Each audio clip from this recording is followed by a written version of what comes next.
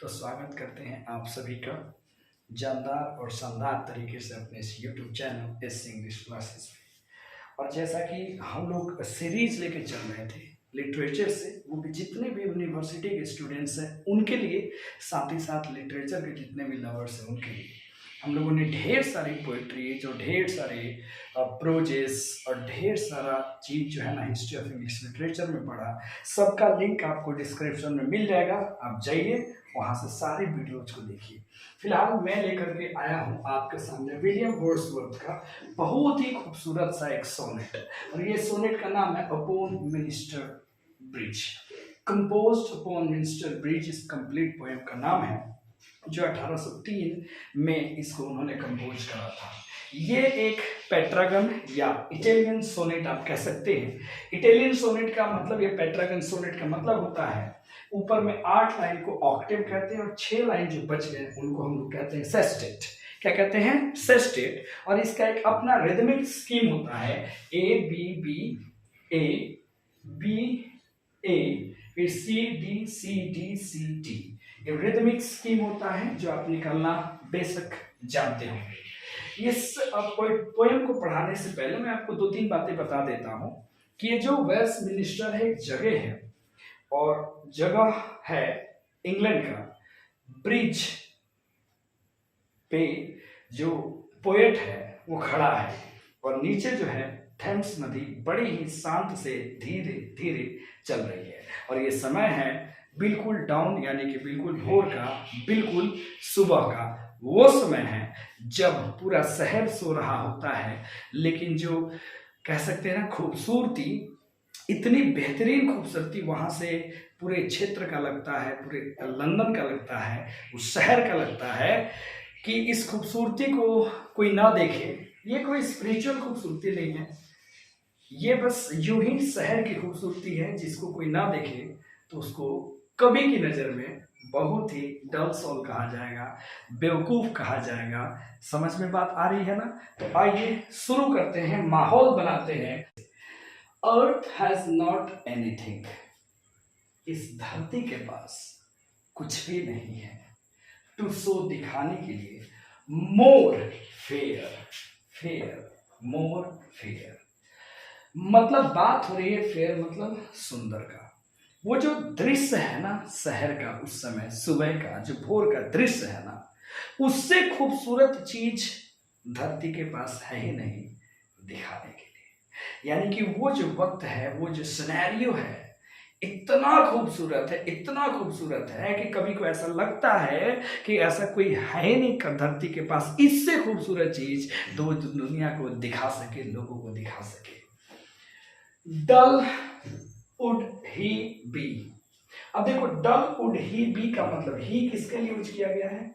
इंसान के लिए। सोल मतलब आत्मा। तो डल का मतलब यहाँ कमजोर कह सकते हो या बेवकूफ कह सकते हो।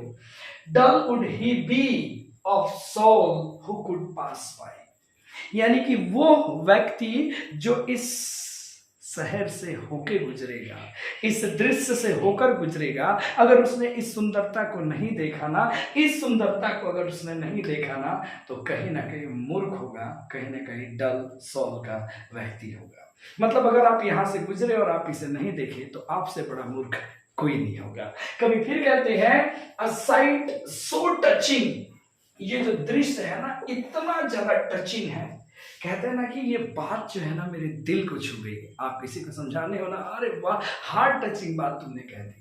तो उसी प्रकार कवि की निगाहों में ये जो साइट है, ये जो दृश्य वेस्टमिनिस्टर ब्रिज से खड़े होकर जो पूरे लंदन को देख रहे हैं, जो पूरे उस शहर को देख रहे हैं, अरे साइट, ये दृश्य इतना टचिंग है इन इट्स मेजेस्टी। और मेजेस्टी शब्द का अर्थ मैंने लिख दिया है सुंदरता, यानी कि इन इट्स मेजेस्टी, अपनी सुंदरता में दृश्य इतना सुंदर है कि आपके हृदय को छू लेता है, आपके हृदय को छू लेता है। प्यारे बच्चों, इतनी खूबसूरत कविता। देखो, पोएट्री मैंने जितना भी पीछे पढ़ाया है ना, यकीन मानो यदि आप उस पोएट्री को देखोगे ना तो आपको यकीन हो जाएगा कि पोएट्री कैसे पढ़ी जाती है और कैसे फील के साथ पढ़ी जाती है।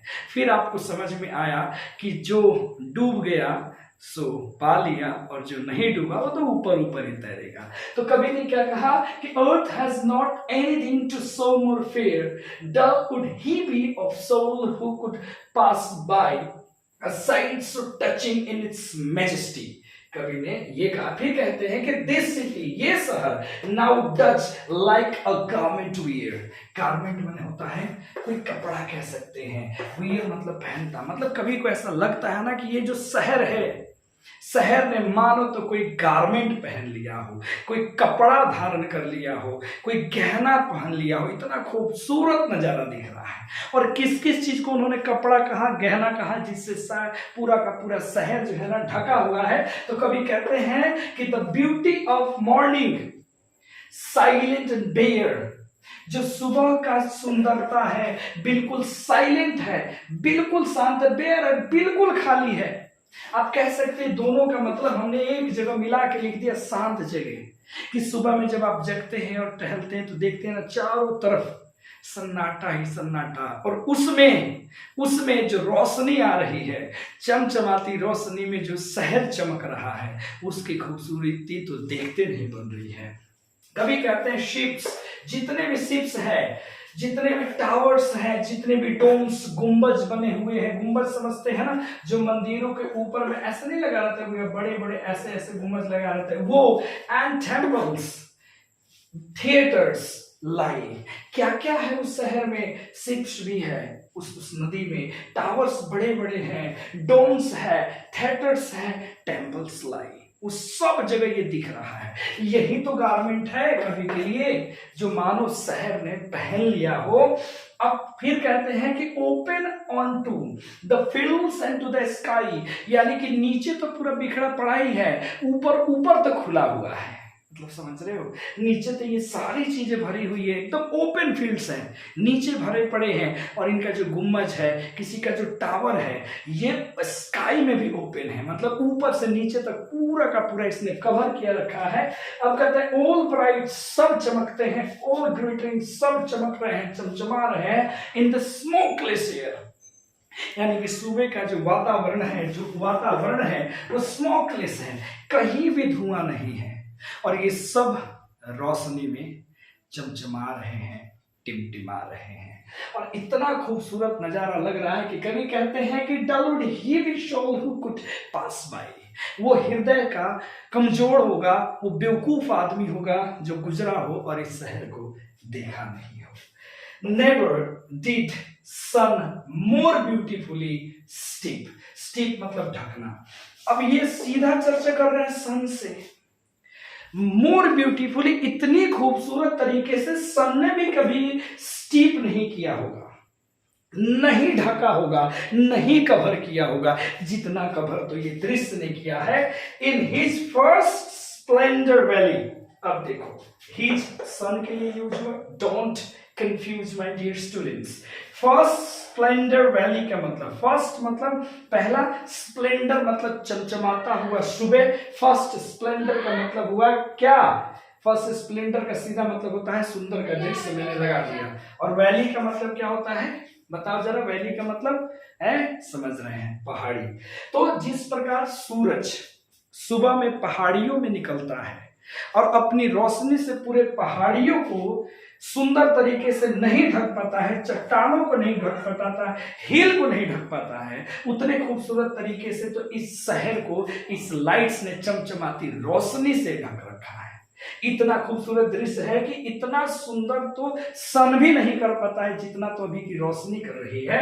और कभी हम भी कहते हैं कि never saw I never felt, ना तो हमने कभी देखा और ना तो हमने कभी महसूस किया, अ काम सो डीप, इतना शांत, इतना गहरा, इतना शांत है, इतना गहराई है। The river glideth at his own sweet will, sweet will का मतलब होता है मंद मंद, और glide का मतलब होता है बहना। तो नीचे नदी है ना सर, थेम्स नदी, वो मंद मंद बह रही है। डियर गॉड, अब कह रहे हैं कि हे भगवान, the very houses seem asleep, जितने भी घर हैं वो सभी घर क्या दिख रहे हैं, सोए हुए हैं, मतलब चारों तरफ शांति है। ऐसा लग रहा है कि माइटी हार्ट्स, मानो ये शहर एक बड़ा हृदय हो, हो, एक बड़ा बॉडी हो, और वो भी क्या है, लेइंग स्टील, शांत पड़ा है। इतनी शांति है वेस्टमिनिस्टर ब्रिज से जो शहर को ये देख रहे हैं। तो उम्मीद करते हैं कि ये पोएम आपको बड़ा खूबसूरत लगा होगा, समझ आया होगा। तो नीचे जाना, एक प्यारा सा कमेंट करना, आपकी इच्छा हो लाइक, सब्सक्राइब, शेयर जरूर करना। Thank you very much.